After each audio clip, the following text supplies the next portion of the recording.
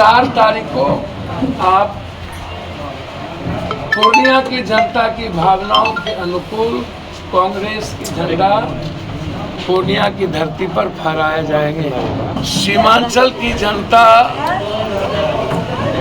अपने कांग्रेस के झंडा से प्यार करती है और सीमांचल में कांग्रेस की झंडा स्थापित करना मेरा पहला धर्म है। हर परिस्थिति में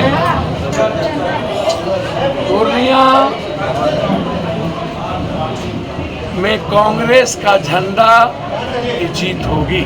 डी राजा की पत्नी हमारे नेता के खिलाफ खड़ी है, फिर भी देश में एनडीए इंडिया गठबंधन मजबूत है और साथ चल रही है। कई जगहों पर फ्रेंडली फाइट होने के बावजूद भी। नमस्कार, आप लाइव बिहार देख रहे हैं। मैं हूं राजमोहन तिवारी। देखिए, बिहार में लोकसभा चुनाव को लेकर अब महागठबंधन ने भी कमर कस लिया है और बिहार में 40 लोकसभा की सीटों के लिए बंटवारे का ऐलान भी कर दिया गया है। ये बता दिया गया है कुछ देर पहले ही कि कौन सी पार्टी को कितनी सीटें मिली हैं और कौन कौन सी वो सीटें हैं। जिस सीट को लेकर सबसे ज्यादा बवाल छिड़ा हुआ है वो सीट पूर्णिया की है और यह सीट बंटवारे में राजद के खाते में आई है। ऐसे में पप्पू यादव जो पूर्णिया लड़ने का ऐलान पहले ही कर चुके हैं, उनके लिए यहां पर मुश्किलें खड़ी हो गई हैं। लेकिन सीटों के ऐलान के तुरंत बाद ही अब पप्पू यादव ने पूर्णिया में झंडा गाड़ने का ऐलान भी कर दिया है। उन्होंने साफ तौर पर कहा है 4 अप्रैल को हर कोई देखेगा कि पूर्णिया में किस प्रकार से कांग्रेस का झंडा लहराएगा। आपको बताएं कि 4 अप्रैल यहां पर नामांकन की आखिरी तारीख है और शायद पप्पू यादव ये इशारा कर रहे हैं कि उसी दिन वो नामांकन करेंगे। उन्होंने ये भी कहा है कि जब 26 अप्रैल को वोटिंग होगी इस सीट पर, तब भी कांग्रेस का ही बोलबाला होगा। यानी कि राजद की उम्मीदवार बीमा भारती के सामने पप्पू यादव ने फ्रेंडली फाइट करने की घोषणा अप्रत्यक्ष तौर पर कर दिया है। यानी कि वो पूर्णिया से कदम पीछे नहीं खींचने वाले हैं। सबसे पहले हम आपको सुनाते हैं कि पप्पू यादव क्या कुछ कह रहे हैं। मेरा 5 उत्तर है।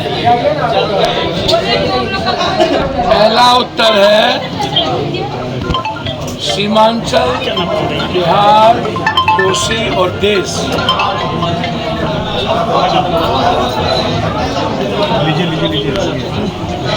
देश में प्रधानमंत्री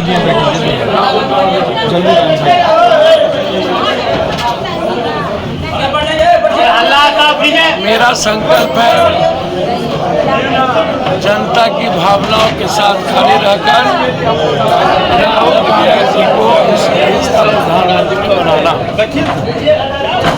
मेरा संकल्प। पूरा संकल्प इस देश का है राहुल गांधी जी को देश का प्रधानमंत्री बनाना। दूसरा संकल्प है सीमांचल की जनता अपने कांग्रेस के झंडा से प्यार करती है और सीमांचल में कांग्रेस की झंडा स्थापित करना मेरा पहला धर्म है।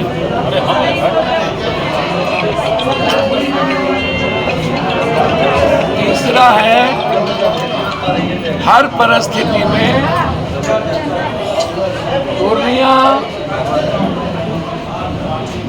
में कांग्रेस का झंडा की जीत होगी। 4 तारीख को आप पूर्णिया की जनता की भावनाओं के अनुकूल कांग्रेस की झंडा पूर्णिया की धरती पर फहराए जाएंगे। कांग्रेस की झंडा ही पूर्णिया में रहेगी और कांग्रेस की झंडा शांत हो जाइए प्लीज स्थापित होगी।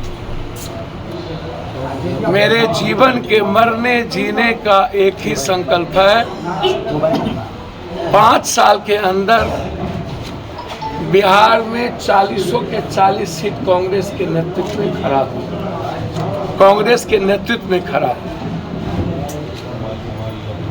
इसीलिए कांग्रेस की झंडा से ना मुझे कोई अलग कर सकता, ना मैं अलग होऊंगा। जैसे पूर्णिया के बारे में मैंने कहा था, छोड़ दूंगा, पूर्णिया से अलग नहीं होगा।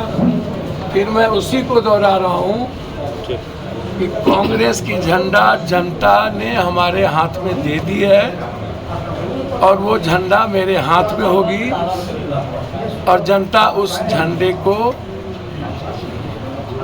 26 अप्रैल को स्थापित करेगी। अंतिम देश सामने में है, पार्टी पीछे है। देश के हित के लिए हमारे नेतृत्व ने देश भर में एक बड़े इंडिया गठबंधन के एलायंस को लेके चलने का जो संकल्प था वह उस पर प्रतिबद्ध है। आदरणीय नेता राहुल गांधी जी, प्रियंका गांधी जी और खड़गे साहब।